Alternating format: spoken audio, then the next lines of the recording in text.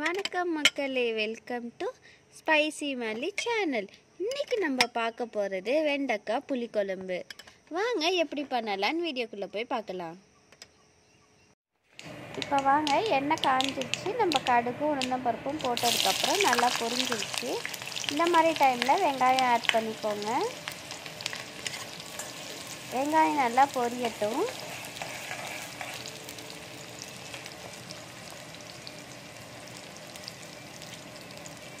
வெங்காயம் கொஞ்சம் பொரிஞ்சு ஒரு வெந்தய கலரில் மாறும். அந்த மாதிரி டைமில் கருவேப்பிலை ஆட் பண்ணிக்கலாம்.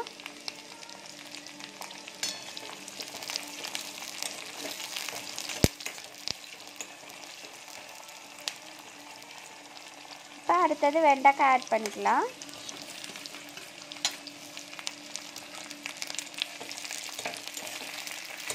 இது நம்ம சாப்பாட்டுக்கும் நல்லாயிருக்கும், சப்பாத்திக்கு தொட்டுக்கலாம், தோசைக்கு இன்னும் நல்லாயிருக்கும்.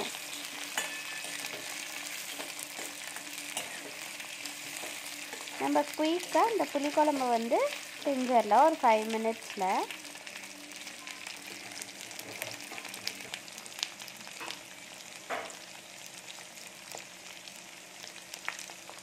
இப்போ தேவையான அளவுக்கு உப்பு ஆட் பண்ணிக்கோங்க.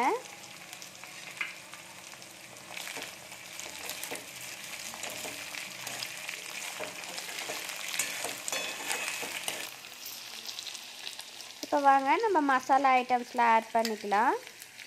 ஃபஸ்ட்டு மிளகாத்தூள் ஆட் பண்ணிக்கோங்க. அதுக்கு அடுத்தது ஜீரகத்தூள், அதுக்கு அடுத்தது தனியாத்தூள். மூணுத்தையும் ஆட் பண்ணிவிட்டு நல்லா மிக்ஸ் பண்ணிக்கோங்க. ஜீரகத்தூள்,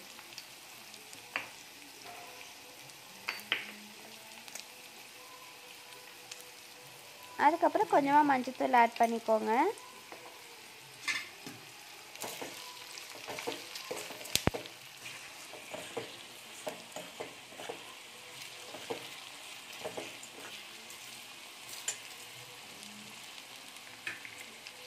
இப்போ நம்ம தக்காளி அரைச்சி வச்சுருக்கிறத ஆட் பண்ணிக்கலாம்.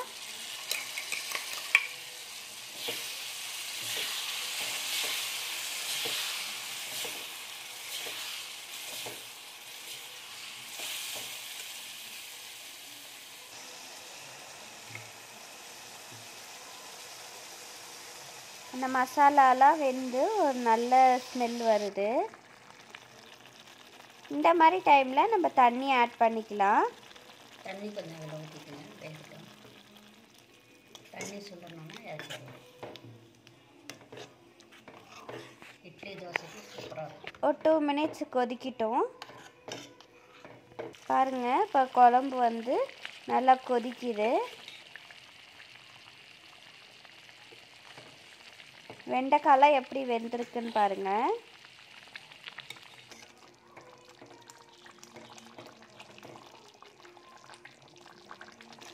இந்த மாதிரி டைமில் நம்ம இறக்க போகிறதுக்கு ஒரு 2 மினிட்ஸ்க்கு முன்னாடி மிளகுத்தூள் மட்டும் ஆட் பண்ணிக்கோங்க. அப்போ தான் அதோட டேஸ்ட் நமக்கு தனியாக தெரியும். இப்போ நல்லா மிக்ஸ் பண்ணிக்கலாம்.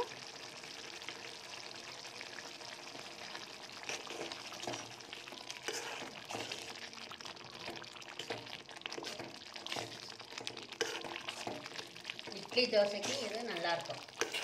சப்பாத்தி சாப்பாடு எல்லாத்துக்குமே நல்லாயிருக்கும்.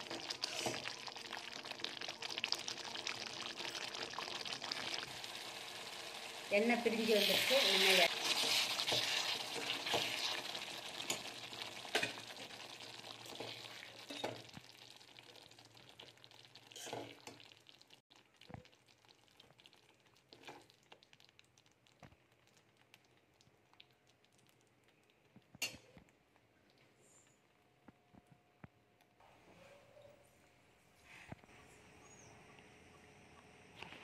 இப்போ வாங்க சாப்பிட்லாம்.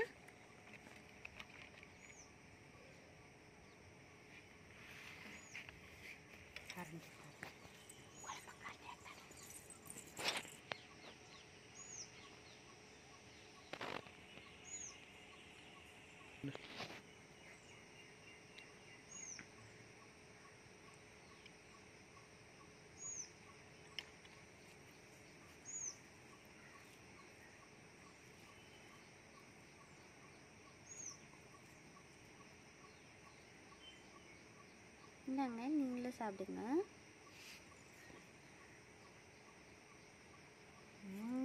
செம்மையாக இருக்குங்க. அந்த வெண்டைக்காயெலாம் அவ்வளோ வெந்து செம்ம டேஸ்ட்டாக இருக்குது. இதே மாதிரி நீங்களும் செஞ்சு பார்த்துட்டு எப்படி இருக்குன்னு கமெண்ட்டில் சொல்லுங்கள்.